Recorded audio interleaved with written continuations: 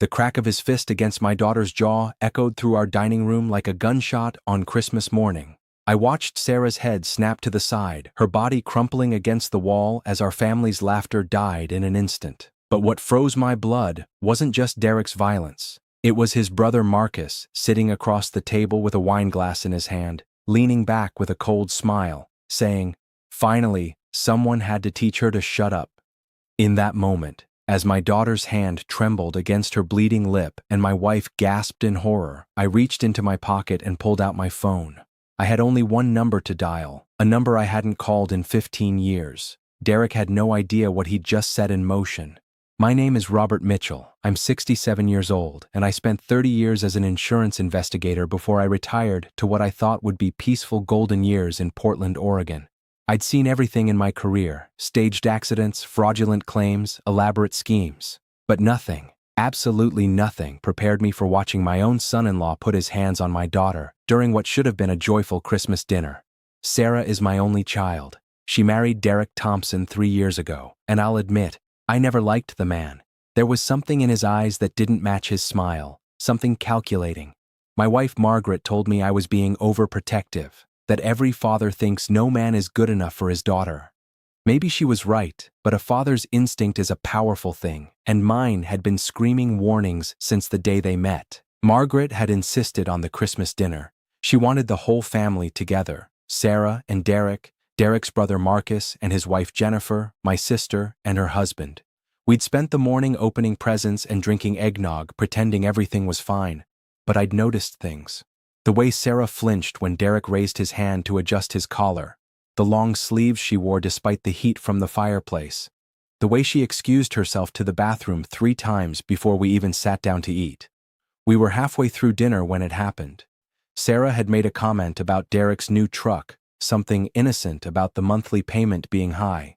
I saw his jaw clench. I saw his knuckles go white around his fork. Then he stood up. "You want to talk about money?" His voice was low and dangerous. "You who haven't worked a real day since we got married?" Sarah looked down at her plate. Derek told her to shut her mouth. I started to rise, but Margaret grabbed my arm. "Robert, don't make a scene." That's when Derek grabbed Sarah by her hair and yanked her to her feet. She cried out, her hands flying to her head, and then he hit her, not a slap, but a closed fist punch to her face that sent her sprawling into the wall, knocking over a shelf of Margaret's cherished Christmas decorations. The room exploded in chaos. My sister screamed. Jennifer jumped up from her chair. Margaret's hand flew to her mouth, but Marcus just sat there with that sick smile and said those words that would haunt me. Finally, someone had to teach her to shut up. I didn't think. I didn't plan. I pulled out my phone and dialed a number I'd kept in my contacts for 15 years, even though I'd sworn I'd never use it again.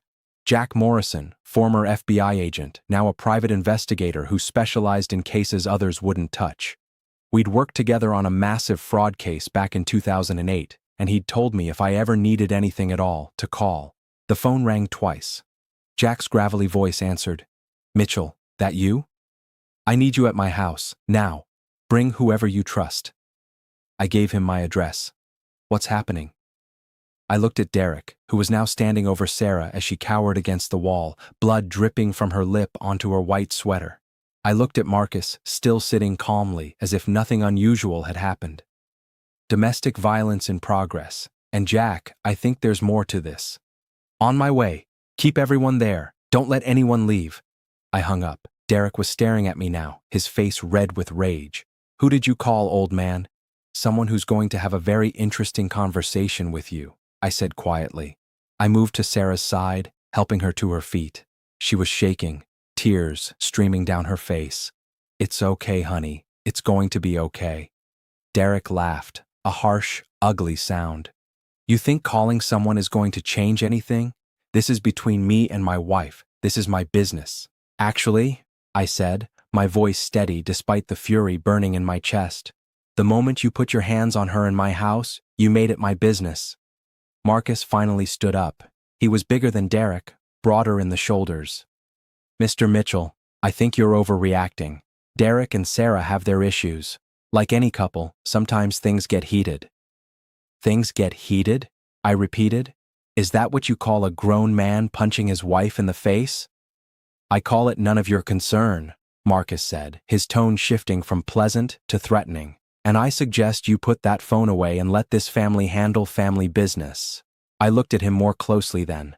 The expensive watch, the custom suit he'd worn to Christmas dinner, the way he carried himself with an authority that didn't match his supposed job as a car salesman. Something clicked in my investigator's brain. How long has this been going on? I asked Sarah quietly. She wouldn't look at me. Dad, please. How long? A year, she whispered. Maybe longer. My heart shattered. A year. My daughter had been living in hell for a year, and I'd been too blind to see it clearly, too willing to believe her excuses about being clumsy, about walking into doors, about falling downstairs. Margaret had moved to Sarah's other side, wrapping an arm around her shoulders. My sister was on her phone, probably calling 911, though I'd asked Jack to come first for a reason. If this was what I suspected, we needed someone who could see the bigger picture. Derek was pacing now, running his hands through his hair. This is ridiculous. Sarah, tell them you're fine. Tell them we just had a little argument. She doesn't have to tell us anything, I said. We saw what we saw. That's when Derek made his second mistake. He pulled out his phone and made a call. Yeah, it's me. We have a problem. The old man's making noise. You need to get over here. He paused, listening. I don't care what you're doing. Get here now. He hung up and smiled at me. You want to make this complicated, Mr. Mitchell? Fine. Let's make it complicated. 20 minutes later, Jack Morrison arrived. He didn't come alone. He brought 2 associates, both former law enforcement, and a woman I recognized as a domestic violence advocate he often worked with. They entered through my front door without knocking, badges already out. Derek's face went pale. Who the hell are you? Jack Morrison, private investigator. I'm here on behalf of Mr. Mitchell.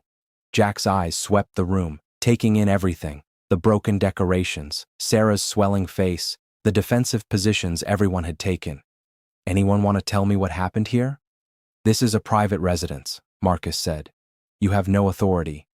Actually, I was invited by the homeowner, which gives me every right to be here. Jack turned to Sarah. Ma'am, are you all right? Do you need medical attention? Sarah looked at me, then at Derek, then back at Jack. I saw the moment she made her decision, the moment she chose truth over fear. He hit me, she said, her voice small but clear. My husband hit me. Jack nodded. I'm going to need everyone to stay right where they are. I've got officers from Portland PD on their way. He looked at Derek. You put your hands on her? Derek's jaw clenched. This is between me and my wife. Not anymore, it's not. Jack pulled out a small digital recorder. Mr. Mitchell, you witnessed the assault? I did. So did everyone else in this room. Jack turned to Marcus. And you are Derek's brother. I'm advising him not to say another word without a lawyer present. Smart, Jack said. But here's the thing. I don't need him to talk. I've got multiple witnesses to assault. That's enough to bring charges. He looked at me.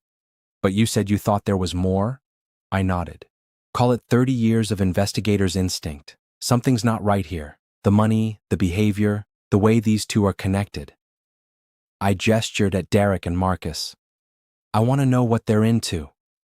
Jack's eyes sharpened. He'd learned to trust my instincts over the years we'd worked together. All right, let's start simple. Derek Thompson, what do you do for a living? I'm in sales, Derek said tightly. What kind of sales? Various things. And you, Marcus? Car sales. Uh-huh.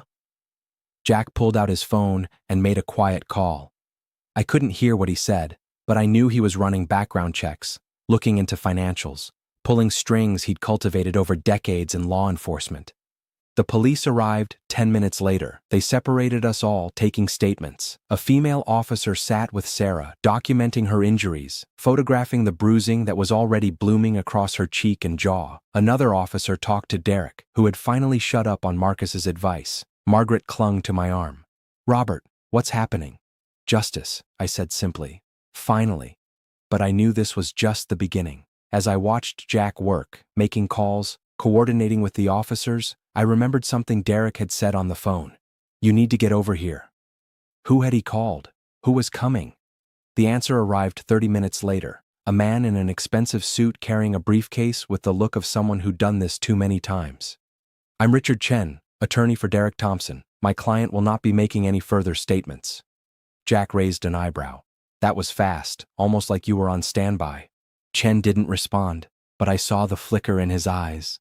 Yeah, this attorney had been waiting for a call. This wasn't his first time cleaning up Derek's messes. The police arrested Derek on assault charges. They read him his rights, cuffed him, and led him out of my house. As he passed Sarah, he hissed, "You're going to regret this." One of the officers immediately added intimidation of a witness to his charges. Marcus started to leave, but Jack blocked his path. "I'd stick around if I were you. I've got some questions." "Am I being detained?" "Not yet, but the night's young." After the police left with Derek, Jack sat down with me in my study. Margaret was upstairs with Sarah, helping her clean up and pack a bag. There was no way my daughter was going back to that house, not tonight, not ever, if I had anything to say about it. "Talk to me, Robert," Jack said. "What's your gut telling you?" I leaned back in my chair, thinking through everything I'd observed over the past 3 years. Derek doesn't work regular hours. He's got expensive tastes, new truck every year, designer clothes, but his supposed sales job shouldn't cover that lifestyle. Sarah mentioned once that he was helping people with insurance claims. Jack's expression darkened. "What kind of help?" She didn't know details. He shut her down whenever she asked questions. "But Jack, I know insurance fraud when I smell it. And if Derek's running something, Marcus is in it too. Did you see that watch? That's a $50,000 Patek Philippe on a car salesman's salary." "Exactly." Jack pulled out his laptop. "Let me make some calls. I've got a buddy at the insurance fraud division. If these guys are dirty, there'll be whispers." While Jack worked, I went upstairs to check on Sarah. I found her sitting on her childhood bed, holding her old teddy bear, looking about 12 years old instead of 30. Margaret sat beside her, stroking her hair. "Dad," Sarah said when she saw me, "I'm so sorry."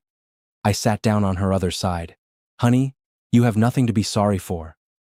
I should have told you. I should have left him the first time." Her voice broke. "The first time?" My stomach dropped. "How many times has this happened?" She looked down at her hands. I stopped counting. Margaret made a sound like a wounded animal. I felt rage, hot and fierce, burning through my chest, but I kept my voice gentle. "Tell me everything, Sarah, from the beginning." And she did.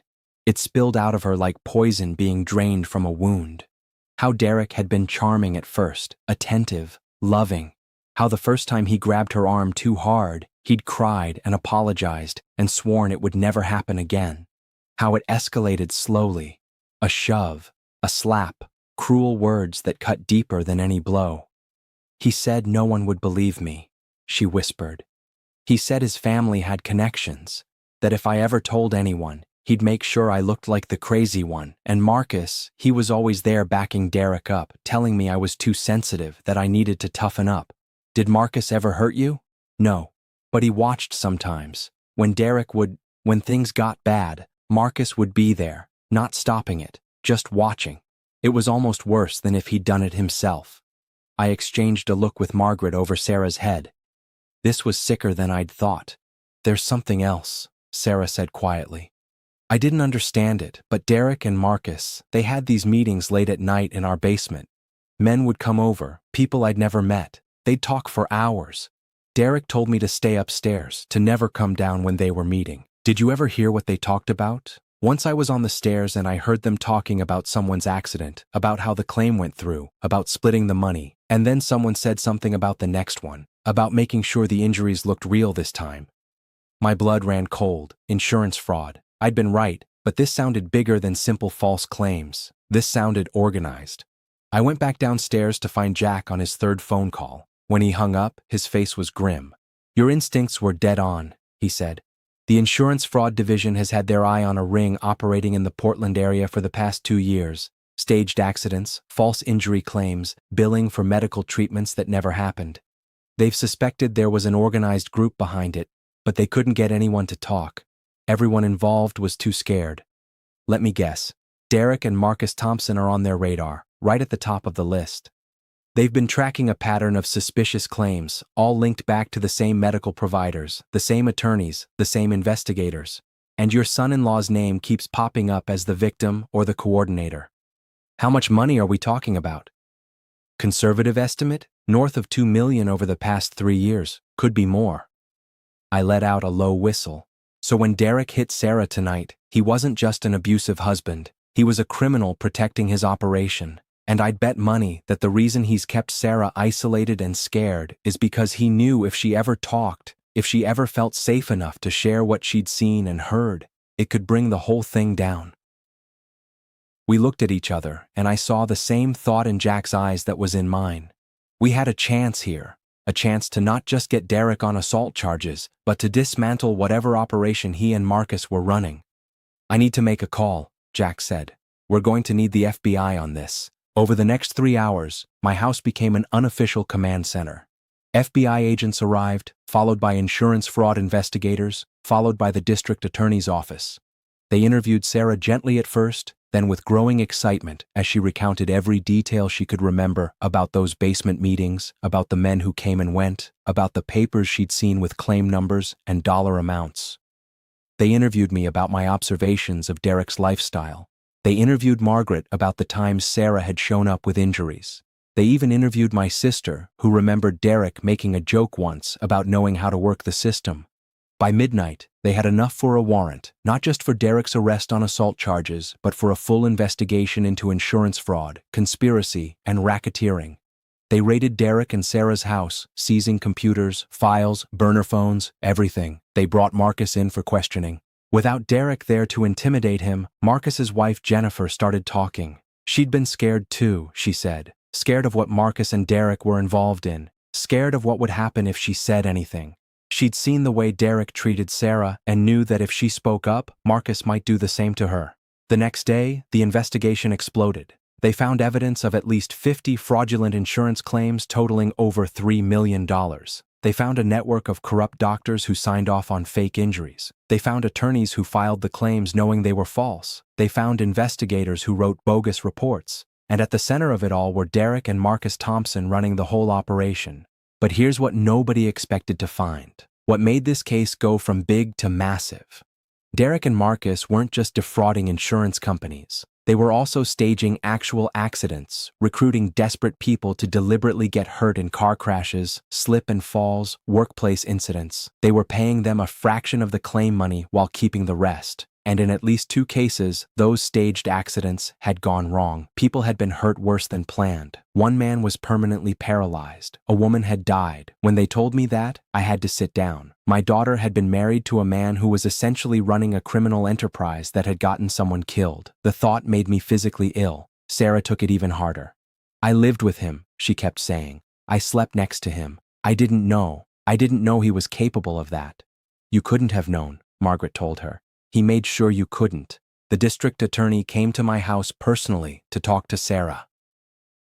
Miss Thompson, he said, your testimony is going to be crucial in this case. We need you to be willing to testify about everything you saw and heard, about the meetings, about Derek's behavior, about the control and intimidation he used to keep you silent. Can you do that? Sarah looked at me. I took her hand. It's your choice, honey. No one can make you do this. She was quiet for a long moment. Then she nodded. Yes, I'll testify. Because if I don't, he'll do this to someone else. He'll hurt someone else, and I can't live with that. The trial took 8 months to prepare. In that time, Sarah moved back in with me and Margaret. She started therapy. She joined a support group for domestic violence survivors. Slowly, painfully, she began to heal. Derek and Marcus were held without bail, deemed flight risks given the severity of the charges. Their attorney, Richard Chen, was also arrested after investigators discovered he'd been laundering money through fake legal settlements. The whole organization was being systematically dismantled with dozens of arrests across Oregon and Washington. I watched Sarah grow stronger with each passing day. The scared, broken woman who'd come home that Christmas had been replaced by someone fierce, someone determined. When she walked into that courthouse on the first day of the trial, she held her head high. The prosecution laid out their case methodically. Financial records, wiretapped phone calls, testimony from the recruited accident victims, medical evidence from the people who'd been hurt. And then Sarah took the stand. She testified for 6 hours over 2 days. She told them everything about the abuse, about the fear, about the basement meetings and the whispered conversations, about Derek's threats and Marcus's cold observation, about the night at Christmas dinner when her father had made one phone call that changed everything. Derek's defense attorney tried to rattle her, suggesting she was making things up, that she was a scorned wife seeking revenge. But Sarah didn't break. She looked that attorney right in the eye and said, "I have the medical records from every time he hit me. I have the photographs my therapist helped me take of bruises I'd hidden for years. I have the testimony of my family who witnessed the violence. The only thing I'm seeking is justice for everyone my husband hurt, including myself." The jury deliberated for less than 3 hours. Guilty on all counts. Derek Thompson was sentenced to 25 years in federal prison for insurance fraud, conspiracy, and racketeering, plus an additional 10 years on state charges for assault and domestic violence. Marcus got 20 years. The other members of their organization received sentences ranging from 5 to 15 years. The civil suits came next. The insurance companies sued to recover their losses. The victims sued for damages. Derek and Marcus lost everything. Their houses, their cars, their assets, all of it was seized and sold to pay restitution.